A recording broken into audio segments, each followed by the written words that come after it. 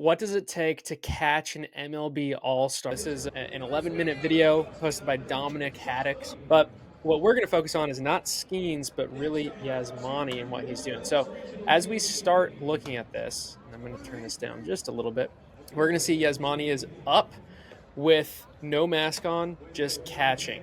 Okay, this is really common if you are warming up a pitcher. Now, if you're a young dude, okay, quick note. See how he just grabbed his mask? Skenes did not tell him to grab his mask, but what Skenes did was he started hitting the mound, hitting the rubber, and so then he just went down and got his stuff. Okay, and right now he's just catching it. Right, he's just getting warmed up. In the same way that a pitcher warms up, the catcher can warm up as well. You don't have to immediately start catching everything back to the zone. Just find the pocket first and get really comfortable. Okay, a few other cool things that we'll talk about here, but I want to come back to real quick the idea that if you are a catcher, and especially if you've never caught this guy before, you may just want to have your mask on at the beginning. Okay, it's not worth missing a ball and having it hit you in the face and not playing in that game. If you are a new catcher or a beginning catcher, or if you've just never caught a guy before, you totally can just throw your mask on, and then when you're ready, then you get down in your squat. Okay, now there's a bunch of awesome stuff that we're seeing Grandal do here. I'm pretty sure this is Grandal because looking at the date, he caught, and so it makes sense that he would warm up, and he's wearing Force 3 gear, which he's kind of known for that. So as we look at Grandal here, we're going to see him working out of a left knee down, kind of a tall setup here, and then you see his pre-pitch, and then he goes down to his triple threat. So that's really what we got going, and I'll kind of skip forward a little bit, but now, as we look at Skenes, right, he goes here. That means two seam, which means that the ball is going to run. So he switches to a right knee down and then kicks. And so you can see later on he's going to go into that right knee down, and he kicks a lot of the times, but sometimes he'll just press those hips in and bring that foot in and get into like a more compact single knee. So there's the kick. And you're seeing that the timing of that kick and the triple threat is right after this pitcher breaks his hands. And so later on, we'll see Skenes take a look at the runner, check 1-2, and he's waiting with his target, with a nice flat target. And then on break now, that's when he goes. Now that's pretty good job of receiving that fastball up to the zone. There's a few times where I see him get vertical and then flat, and then vertical and flat. And that's really caused by the angle of your glove. That was beautiful. Again, that outside pitch, you get a little bit more of forgiveness if that glove does get out. This inside pitch, if you get here at all, and you get this glove angle not straight down, then you're going to end up bouncing it as you come back. So this is a little bit more of that condensed stance. Again, you see that kick, and that's a good one where you still see that bounce just a tiny bit. And so if that glove comes up and gets flat and has to go back to the arm side of the glove, boom, then there's going to be that bounce. At the very end, Skenes throws a splinker that he catches so nice. And again, pretty good right there. And again, this should be encouraging for you if you are a high school player and you are looking at this. Like, this is Yasmani Grandal. He's one of the best catchers in the MLB, best catchers in the world because he's in the MLB. And every once in a while, he still bounces his glove too. Okay, so, he's really, really good, and sometimes he'll still bounce his glove. Okay? Again, on pitches not right around the zone, you don't have to frame it. Just catch it. But for the most part, we do want to catch it back to the zone, if only to just boost the pitcher's confidence that he's right around the zone. If you catch everything away, the pitcher's going to feel mentally like he's all over the place. Okay? Now, there's a few pitches that were maybe a little bit more so at the beginning where you see Grandal. I'll go this way because it mirrors what he's doing on the screen, but where he'll go to his right, specifically on that like slider curveball. And so that was really nice too. If we look at this, and I might just kind of slow this down and break this down real quick. because I think this is worth looking at. So take a look at this right here. And what we're going to see is we're going to see Grandal go right here. Once Skenes breaks his hands, right? So he's in his right knee down right here. You're going to see normally he kicks his foot over here and that takes him over here. But this pitch goes over here. And so watch what he does.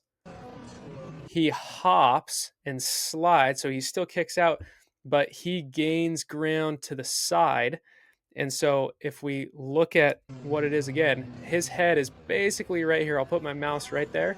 And then boom, look at how much ground he just covered. Now his head is essentially outside of home plate.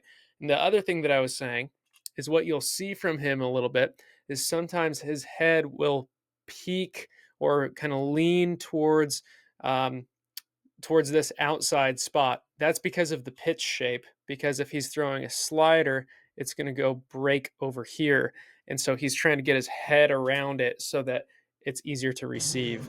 So again, just something to pay attention to, right? Like there's so many details when you break down these videos. And this is what I did when I learned how to play catcher. I would search Madison Bumgarner strikeout montages so that I could watch Buster Posey receive, because they don't make Yasmani Grandal bullpen videos. You know, they make it for Skenes, but you can watch it on the catchers. And if you are a catcher, I would actively look for videos like this and then go actively try to implement some of that stuff. So like that right knee down to the kind of kick slide to the right, I would for sure practice that if I'm a catcher. Okay. Yasmani Grandal, I'm a Dodgers fan. I feel like he got a ton of flack in the playoffs maybe a few years ago, but I love the way that he receives. I think he is so good, and I'd be curious to take a look at where he stands, on MLB StatCast with all those different numbers, but he's really good. So again, tiny bit of a bounce right there. Let me see if I can really slow this down for you guys so that you can see. So if we go here, playback speed, let's go 0.25, and let's even, you know what? Let's zoom in here. Okay, take my face out of this for a second. So watch this. So this is what I'm talking about. If we look at this, see how his glove is flat right here? What's going to happen in just a second, and you can start to see the glove starting to angle back. And now we see the glove get vertical. Okay, this is what I'm talking about when I say we're bouncing with the angle. I like to say that there are 3 A's of receiving. There's approach, there's angle, and there's arrow. And the approach is like go freeze frame where the catcher's mitt touches the ball, back up a few frames. Which way did our glove approach it from? We want to approach it from the outside, catching it in. That's why catchers put their glove on the ground.